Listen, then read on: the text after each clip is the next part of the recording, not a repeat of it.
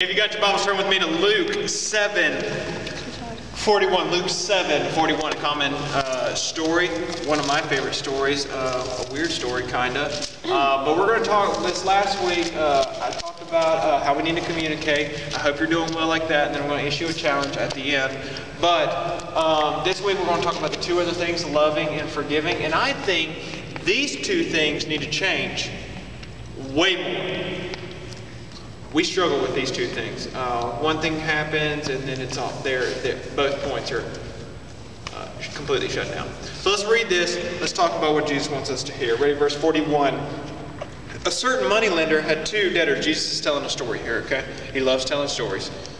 A certain moneylender had two debtors. One owed 500 denarii, the other 50. When they could not pay, he canceled the debt of both. Now which of them will love him more? Simon answered, the one, I suppose, for whom he canceled the larger debt. Notice how Simon doesn't really want to get in trouble, so he goes, maybe the other one?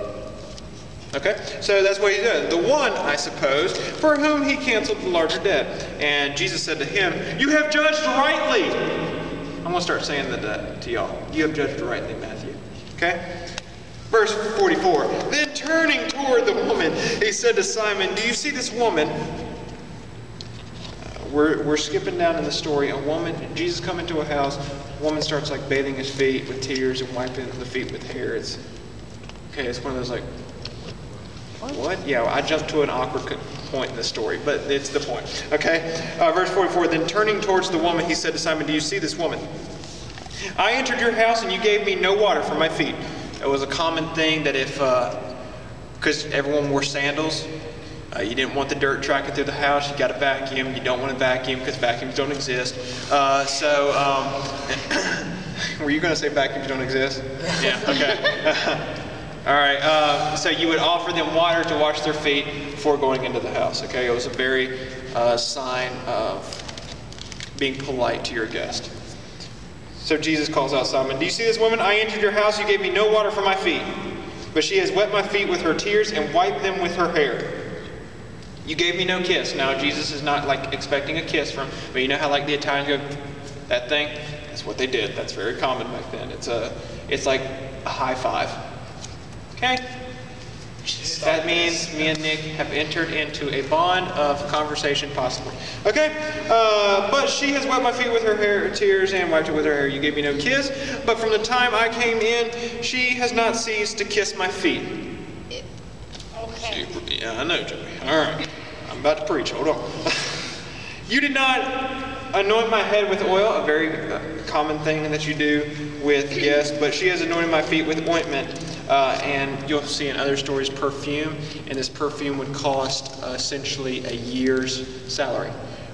So let's say I make $48,000 a year. I wish $48,000 on a bottle of Justin Bieber's Love perfume or whatever they call that stuff with the flower on top. I had to buy it for a little girl for Christmas one year, and it was this big. Imagine that costing $48,000. You look at me and go, oh shoot, yeah, she's cleaning the feet. All right, cool. But she has, therefore, I tell you, her sins are forgiven, which are many.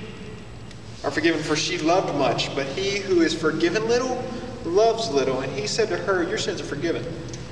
49. And those who were at a table with him began to say among themselves, who is this who even forgives sins? And he said to the woman, your faith has saved you. Go in peace. Verse 41, we got to learn to love more. We got to learn to love more. That's our first point. And what I want you to do is I want to give you practical ways on we need to love more. The first part being you got to go above the norm. You got to go above the norm. Jesus would say, I came in and you gave me no water for my feet. But she washes my feet with her tears and dries them with her hair.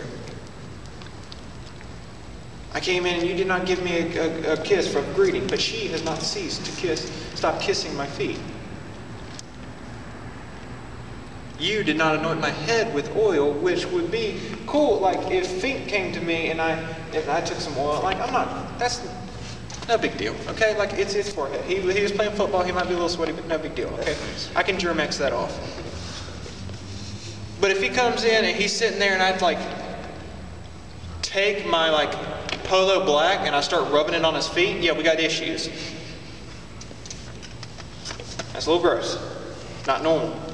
And Jesus says, you did not come and anoint my head with oil, but she has taken the finest ointment and perfumes and rubbed them all over my feet and cleaned my feet. Therefore I say to you, she has been forgiven much because she has much to be forgiven. She loves more, so therefore she forgives more. So many of us, I used to have this friend that it just looked like the Partridge Family. Like they were the Brady Bunch. And I mean, they were sheer perfection. Like it was like they would slide down the rail of the stairs and like, Mother, I'm here. And like they would like, I hear you, son. I love you. And it's like, this is nice. And like birds are flying around and their house smells like Christmas. And their dad's like got a perfectly combed over hair and he's handsome. And the mom's beautiful. And then there's my family that just reminded me of The Simpsons. And I'm not calling my dad a fat idiot. I'm not calling my mom someone with blue hair and just does this all day. I'm not saying that. But it was just like, they're so perfect. And then I got my dad who's like, sits on the couch, watches TV. Justin comes out with a slingshot, shoots a bird. Nice shot, son. And then and that was my family. But like, I'd go to my dad, and like when I was young, because it took a while for my dad to say stuff like he loves me and all that stuff. And I'm not saying anything bad about my dad, but he would. I go, love you, Dad. He goes,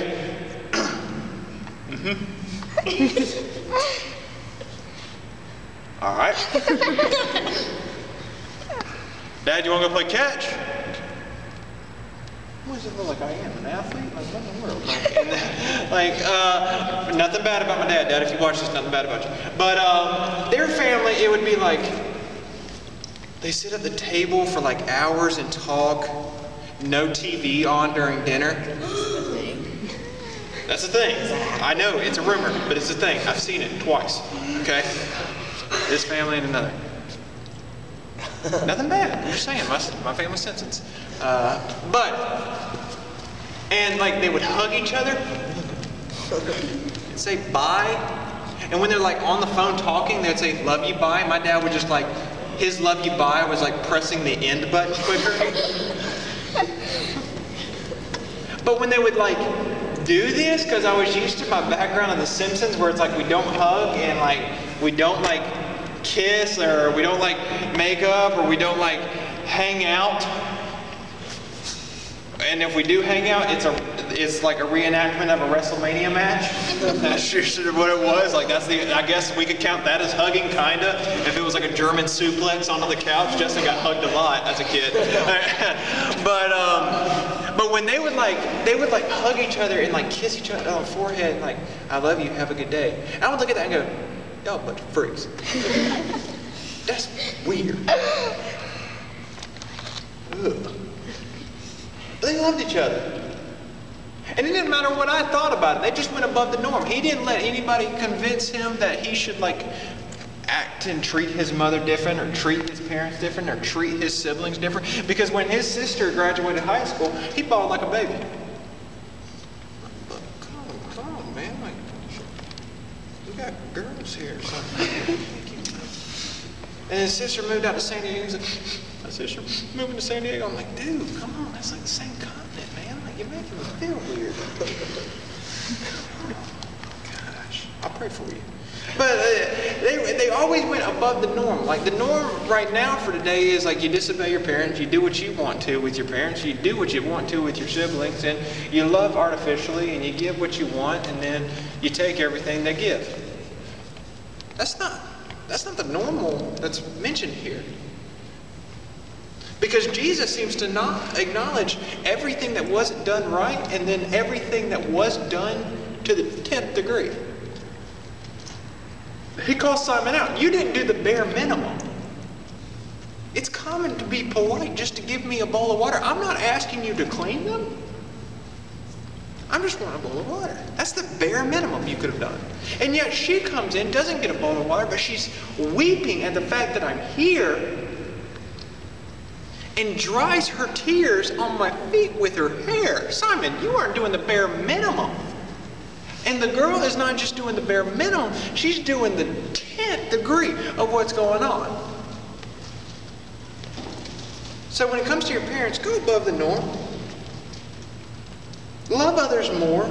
And with the other point, the last point with loving more, don't care what other people think. Don't care what other people think about how you love your parents or your sibling. My friend, every time he did that, I was like, you know that's weird, right? You know you look like an idiot, right? Man, I just love my parents. I'll give you that. But that's really weird. And he didn't care. I got another friend who I'm not going to mention his name, but his mom has got a crippling, she's got MS. And her MS is very, very, very, very far down the line, where she pretty much can't walk. Okay, very far down the line. She can walk, but it's very slow steps. And his dad, they're still together. Don't think I'm leading to like a divorce or anything, but like his dad, with his company, has to work in Georgia every day during the week. So he will drive up from Georgia to the lake house they have at Lake Hartland. And his brother will drive his mom, because he's off at school, will drive his mom to the lake house just so they can be together for 2 days. Not even. And they have to do all these chores for her. Like go to the grocery store to get basic things that they don't want to eat. They don't want to eat this mess. Okay, I've been there when they're cooking this lentils, and it smells like the bottom of a burnt shoe. And she loves it, and she wants to cook it for them, and they'll go and they'll get it with ease. And it's okay. And when it comes to that, he didn't care what I thought. I'd always say, come on, man, let's go play tennis. Like, you can go get the groceries later. No, I gotta go do this now. Come on, you can do that another time. You don't even want lentils. It's fine. This is your way of getting out. We'll just go to Wingstop and we'll have a good time. Where's Wingstop? In Spartanburg. I know, but it's a little far away, but you'll love it. It's great. Like, come on, man, let's just forget about it. No, I've got to do this for my mom. I told her I would. Come on, man. You're going off to school. Let's go hang out. Let's do something. Gotta go do this for my mom. I'm going to do this for my mom. He didn't care what I thought. So when it comes to loving your siblings or your parents, your neighbor might think it's really weird. What do y'all mean y'all are talking to each other? What do y'all mean y'all socialize? You mean you tell your parents you love them? What? You mean you pray for your parents? You care about your parents? You're concerned what happens to them or your siblings? Yeah, I do. Be bold with it. Don't care what other people think. Love more. Love other people more. And go above the norm. Point number 2, you always got to forgive more. Always got to forgive more. I don't know if you know this, but your parents are human. It's a game changer, I know. Yeah. Your siblings, also human. I know. It's hard to believe.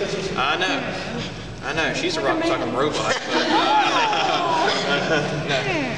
She sucker punched me. It hurts. I think I'm bleeding from the inside. You should get that checked out. You faint, go to the hospital. I might. I'm not feeling too hot right now. But Just collapses. yeah, I might. Prayer. But you always got to forgive more. Because they're human, they're going to sin. They're going to mess up. Your parents might promise things that can't be done.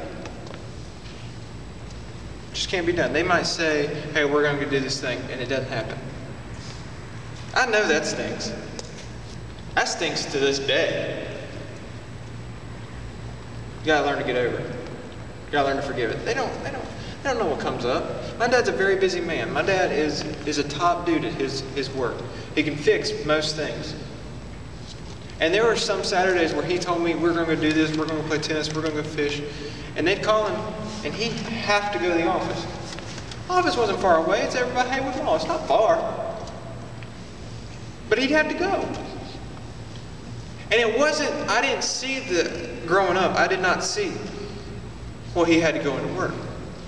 I saw my dad's breaking another promise. When that's not the case, life will be a lot easier for you growing up and looking back if you just forgive more. Almost making it a competition.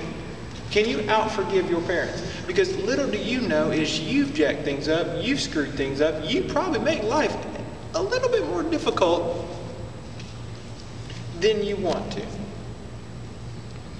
And I'm sure your parents have forgiven you of just a couple things. I know, because y'all are perfect. This is a perfect group of people. I'm just preaching this so y'all can go out to the world and tell people.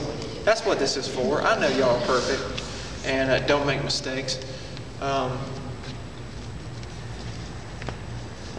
But you always got to forgive, because it leads to three things. Here's the things it leads to. It leads to more love. I don't know about you, but I like more love. I like knowing I'm loved. I like knowing people appreciate what I've done. I like knowing I'm loved. I can have a bad day, but I know my family loves me. I know Rachel loves me. I know hopefully some of you guys love me. Not like that, but you know what I'm saying. But it makes me feel better. It makes me feel good. You didn't see it. It was pretty fun. Okay, I don't want you loving me more. Okay, no more. Cut it off. But when you forgive more, it leads to more love. That's what it says in the passage right here. She has been forgiven much because she has loved much. Forgiving more also leads to being forgiven more.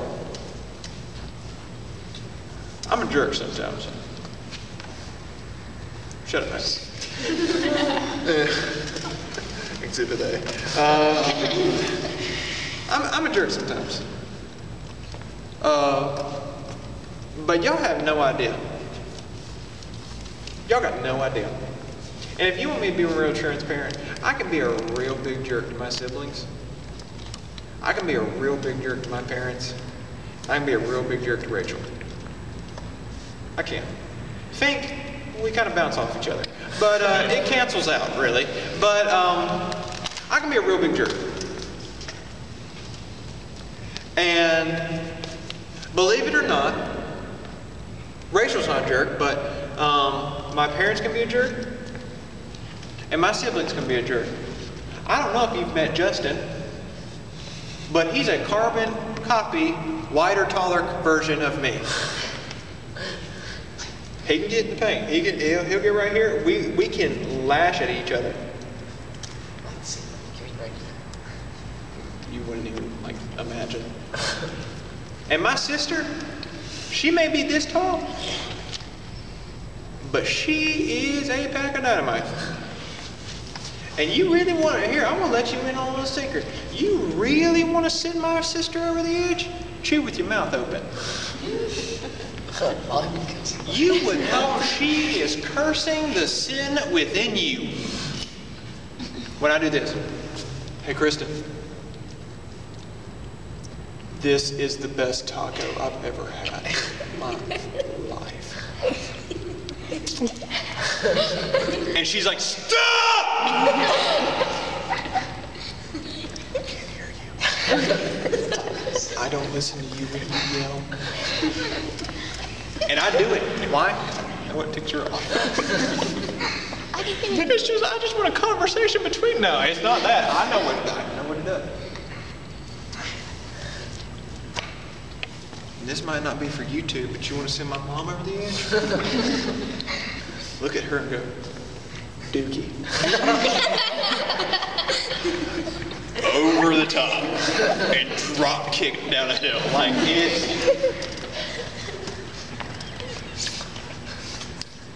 I could not have an agenda with it. I'm just. What? Yeah. And what? That's my girl's true. I said, yeah. Oh yeah, it's true. It's true. My sister's word is moist. Justin's is shut up. And my dad doesn't really have anything. My dad, I don't know. You can do a bunch of stuff to my dad where he's just like. Because my dad always had a look where he needed to forgive me more, and I needed to be forgiven much when I'd do something. Like there was one time when I was just about to get my license. I got my permit. You know, we're revving up, we're warming up for the car test. And I'm telling you this is not an irrelevant story. I needed to be forgiven much, okay? And we had a golf cart, which is like a car with golf in front of it and a T at the end. And that's about all there is. And we had an electric, and it would go 15 miles an hour, but if you went downhill, it would go 25 miles an hour. So beside my house, it's like this, and it goes a little bit downhill. Well, we had a barn, and me and my friend decided, you know what we can do? We can drift around that barn. At the golf cart, you lock the brake up. Well, we did that several times, started killing that grass. Dad was like, well, let me see. I lower it down. I drift around, and my dad goes, that's pretty sweet. Okay, it's Justin's birthday, okay? This is June 2nd, 2006, okay? And my dad goes, all right, boy, you need to be done. Your cousins are going to come. They're going to want to drift it, and you know they're going to flip it. So you need to take it and park it in front of the garage. I said, yes, sir. I'm a good kid. All right. I said, yes, sir, right away. I didn't argue it. And yes, sir. He let me drift and said it was sweet, enough for me. We talked about that in communication. Let them uplift each other. Okay. So there's the car right here. Okay. And the garage door is right here. Okay, you're the truck, all right? There's a truck right here and a gold Tacoma in the garage door. And so I get the golf cart, pull it beside, we're on a slant, so we're like this, but I go, you know what, impressive? Get my license a little bit quicker, we'll parallel park it. That's what I'm going to do. I get it. Pull it forward.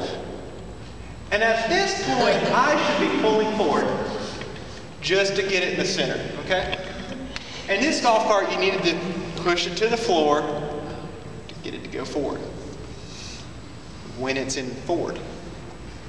When it's in reverse, which it is still in, and it doesn't do that like reverse, like, when it's in reverse, it's like, you're in reverse. Like, that's it. Okay. Still in reverse. I am wearing the garage door. Okay? I'm wearing it. My first comment was not the garage door. I get off of this and go, my dad's going to kill me. I'm dead, and I'm going to be the kid that never got his license. That's what's going to be on my tombstone. I am dead. I go screaming like, he's like, what? And then, I'm dead. And don't kill me. And he's like, what'd you do? I'm like, gosh, I can't. He's like, all right, let me go look. And he goes,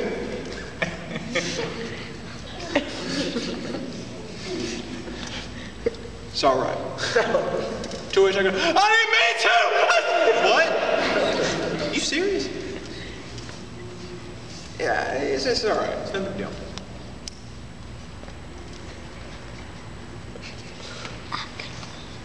What? People gave me a lot. Yeah. I didn't die. I'm still here today. God's will. Obviously. Yeah, right here. And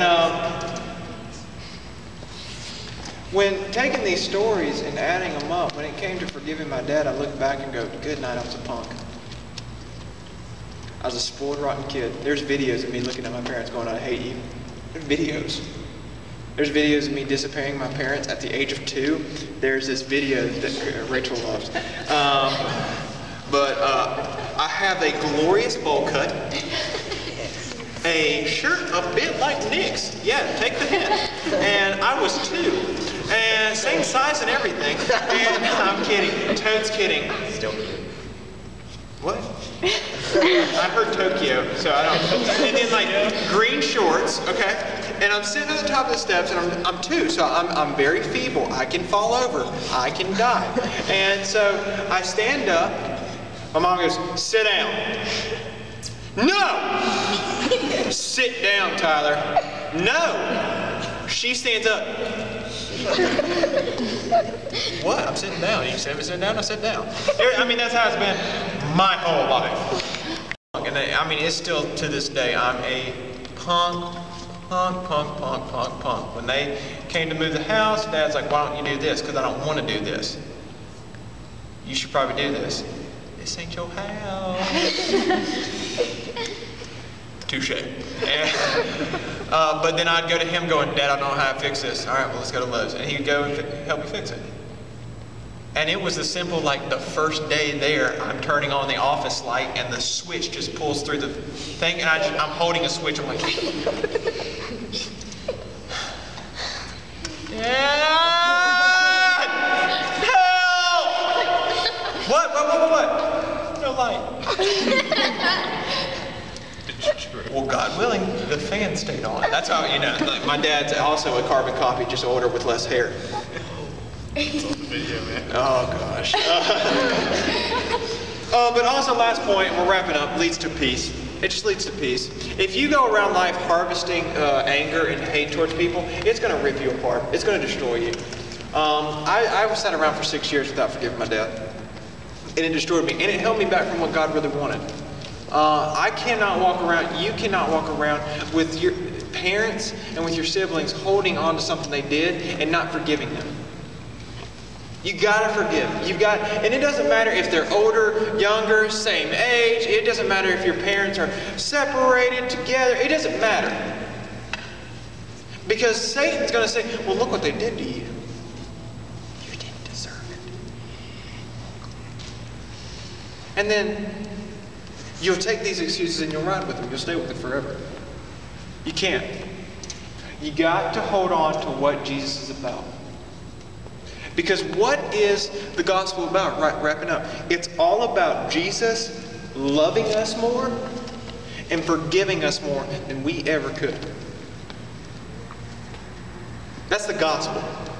And you can only love more and forgive more if you've got Jesus. If you don't have Jesus, there's going to be things that hold you back. If you don't have Jesus, you will never have the best relationship you can have with your parents. You won't. You'll never find it. But if you've got Jesus, who in 1 John 4:19 says, "We love because He first loved us." Why does He show that? Because on the cross, if you flip over your pages just a little bit more, you'll see Him showing that. Loving you more and forgiving you the most. It's nothing that Jesus has not done for His children. It's nothing you haven't heard. But yet you think what Jesus has done for you, you don't have to push out in return. And that's the biggest lie that's being thrown out there today. You have got to love more and you have got to forgive more. Why? Because Jesus first did it for you. And if you can't get that, then you don't have the best relationship with your family. If you don't understand that, then you need to nail it down. If you can't look at this and go, "I don't know if I have Jesus. I don't remember the moment that I gave my life to Jesus. I don't know if I'm going to heaven or hell," then you need to nail it down. And when you nail it down, Jesus looks at this and goes, "I have shown you the most love and the most forgiveness. Take that and show the world." Because when you show the world this love and this forgiveness, you've shared the gospel, and the gospel is shown in Acts that Jesus says you're going to share your neighborhood, in your county, in your state, in your country, to the end of the earth. All because you took knowledge that he loved you more, he forgave you more, so you have no excuse but to love other people more, to forgive them more.